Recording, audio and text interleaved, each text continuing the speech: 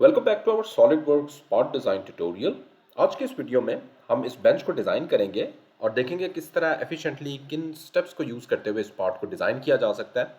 इस पार्ट को डिज़ाइन करने के लिए हम वेलमेंट्स की कमांड यूज़ करेंगे, क्योंकि अगर मैं ये वुडन बार्स को हटा दूँ तो मेरे पास ये एक स्ट्रक्चरल मेंबर है, तो इसको स्ट्रक्चरल मेंबर की फॉर्म में ही हम डिज़ाइन करेंगे और बाद में ये वुडन बार्स जो है वो एक्सट्रूजन से डिज़ाइन करेंगे। तो स्टेप बाय स्टेप देखते जाएं किस तरह हमने इस पार्ट को डिज़ाइन करना है। बहुत आसान है, बिल्कुल फ्यू स्टेप्स में इस पार्ट को हम डिज़ाइन कर लेंगे। स्टार्ट करते हैं, फाइल न्यू पार्ट डिज़ाइन में जाएंगे, स्केच को सिलेक्ट करेंगे और रिक्वायर्ड प्लेन यहाँ से सिलेक्ट कर लेते हैं। तो मैं यहाँ पे required plane right plane select करता हूँ और यहाँ पे रिक्वायर्ड अपना स्केच ड्रॉ करूँगा। इस तरह का हम एक स्केच ड्रॉ कर लेंगे। Press escape, again press enter. Okay, इसको मैं रिक्वायर्ड डायमेंशन दे देता हूँ। This dimension is 350। ये वाली मेरे पास 400 है। दिस इज अगेन 350 और ये वाली मेरे पास 400 मिलीमीटर है। ओके, ये मेरे पास स्केच इस टाइम फुली डिफाइन है। एक और मैंने लाइन यहाँ पे ड्रॉ करनी है। तो समवेयर इस पॉइंट से इस पॉइंट तक मैं एक लाइन ड्रॉ करता हूँ। इसकी भी डायमेंशन दे देते हैं फ्रॉम बॉटम पॉइंट। ये मेरे पास 100 मिलीमीटर यहाँ पे डायमेंशन आ गई। ओके, ये मेरा स्केच इस टाइम कंप्लीट है। अब मैं यहाँ पे एग्जिट स्केच करूँगा और इसी के परपेंडिकुलर, इसी मैंने पहले राइट प्लेन सेलेक्ट किया था, तो इसी के परपेंडिकुलर मेरे पास जो फ्रंट प्लेन है, बेसिकली मैंने इसके दरमियान में समवेयर एक लाइन ड्रॉ करनी है। तो मैं डायरेक्टली यहाँ पे 3D स्केच ही यूज़ कर लेता हूँ। सो 3D स्केच में जाते हैं, लाइन कमांड सेलेक्ट करते हैं और इसके सेंटर से मैंने एक लाइन ड्रॉ करनी है। जस्ट मेक श्योर कि ये परपेंडिकुलर लाइन ही ड्रॉ हो, किसी और प्लेन में ना ड्रॉ हो जाए। Press escape, again press enter और समवेयर इस पॉइंट से मैं दूसरी लाइन ड्रॉ करूँगा इस पॉइंट तक। इनको रिक्वायर्ड डायमेंशन दे देते हैं। So this dimension is 750। Again ये वाली डायमेंशन भी मेरे पास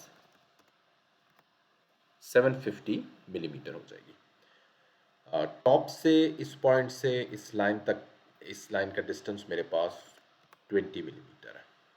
ओके, बाकी ये वाली लाइन हमारे पास सेंटर में थी।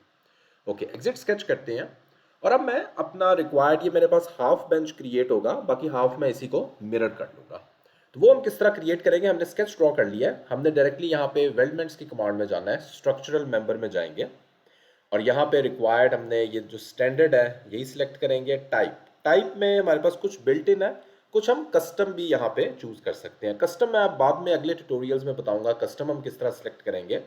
यहाँ पे हम फिलहाल स्क्वायर ट्यूब सेलेक्ट कर लेंगे और इसका रिक्वायर्ड साइज 20 बाई 20 एंड 2 ये सिलेक्ट करेंगे और ग्रुप्स की फॉर्म में बनाएंगे। ग्रुप हमेशा एक क्लोज या एक पाथ होता है। अगर हमारे पास एक डिफरेंट पाथ्स हैं तो हमें न्यू ग्रुप करना पड़ेगा। अब इसको हम किस तरह क्रिएट कर सकते हैं। पाथ नंबर 1, अब ये पाथ हमारे पास हो गया। अगर मैं इसको भी सिलेक्ट करता हूँ तो ये मेरे पास सिलेक्ट नहीं होगा, क्योंकि मेरा पाथ जो है वो इस टाइम ये पाथ में से बाहर जा रहा है। इसको मैं दूसरे ग्रुप में लेके जाऊंगा। यहाँ पे मैं अगेन न्यू ग्रुप सिलेक्ट करूंगा और इसको सिलेक्ट कर लूंगा। अगेन ये मेरे पास जो है वो एक लाइन ही सिलेक्ट होगी। Again new group, new group और न्यू ग्रुप में ये मेरे पास जो है वो स्ट्रक्चर इस टाइम कंप्लीट है। Click okay. ये मेरे पास हाफ स्ट्रक्चर यहाँ पे डिज़ाइन हो चुका है। अब मैंने हाफ इसी के अबाउट जो है वो मिरर कर देना है। तो इसी के अबाउट में मिरर करूँगा। यहाँ पे फीचर्स में जाऊँगा और यहाँ पे मिरर सेलेक्ट कर लेंगे।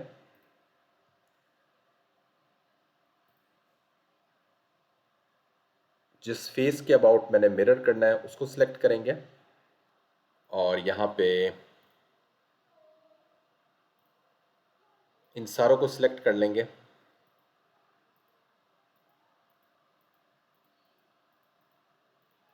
ये मेरे पास जो है वो सारे सिलेक्ट हो गए। क्लिक ओके करेंगे तो ये मेरा पार्ट जो है वो मिरर हो जाएगा। ओके, मेरा इस टाइम जो स्ट्रक्चर है वो कंप्लीट है। अब डायरेक्टली मैंने जो वुडन पार्ट्स बनाने हैं वो मैं बना लूँगा। तो उसके लिए मैं यहाँ पे यही प्लेन सिलेक्ट कर लेता हूँ। ये वाला प्लेन सिलेक्ट करता हूँ, स्केच में जाऊँगा और कॉर्नर रेक्टेंगल्स ड्रॉ करूँगा, इनकी रिक्वायर्ड डायमेंशन दे देते हैं। So this dimension is 150 millimetre और यहाँ से इनका जो कॉर्नर्स का डिस्टेंस है दैट इज़ 20 मिलीमीटर। और सिमिलरली टॉप से डिस्टेंस मेरे पास आ जाता है from this point two this line, this is also 20 millimetre. Similarly right side पे भी यही चीज़ हम क्विकली डिफाइन कर देंगे। From this point two this point this is 20 millimetre. ये मेरे पास रेक्टेंगल इस टाइम फुली डिफाइन है। इसी के अबाउट मैंने एक नीचे भी रेक्टेंगल ड्रॉ करना है। मिरर करेंगे तो मिरर के लिए एक सेंटर लाइन ड्रॉ कर लेते हैं। तो यहाँ पे नीचे मैं एक सेंटर लाइन ड्रॉ करता हूँ, इसको डायमेंशन दे देते हैं 10 millimetre from the bottom edge. So this is 10।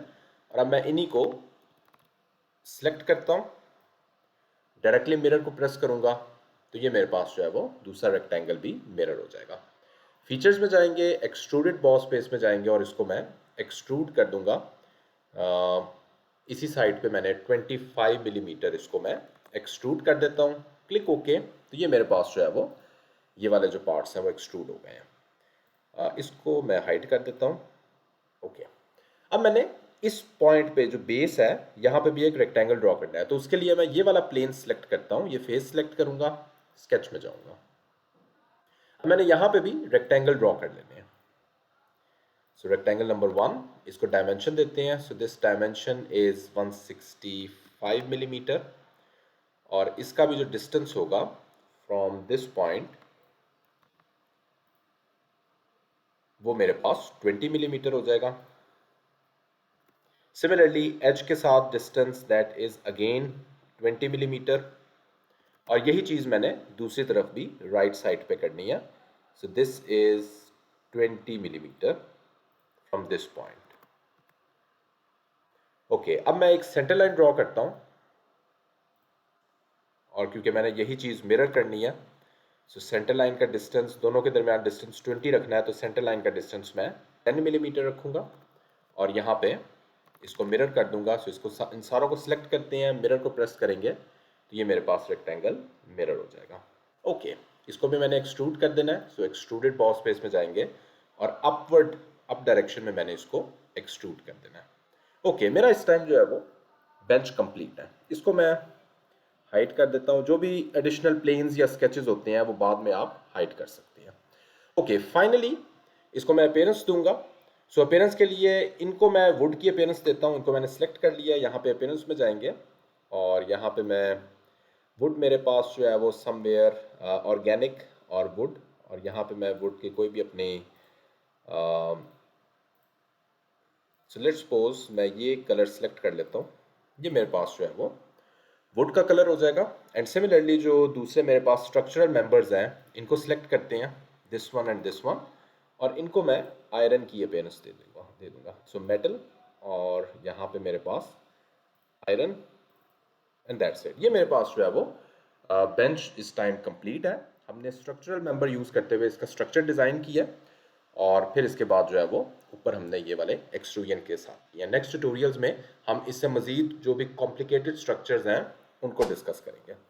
अगर ये वीडियो पसंद आती है तो please do subscribe the channel. Thanks for watching this video.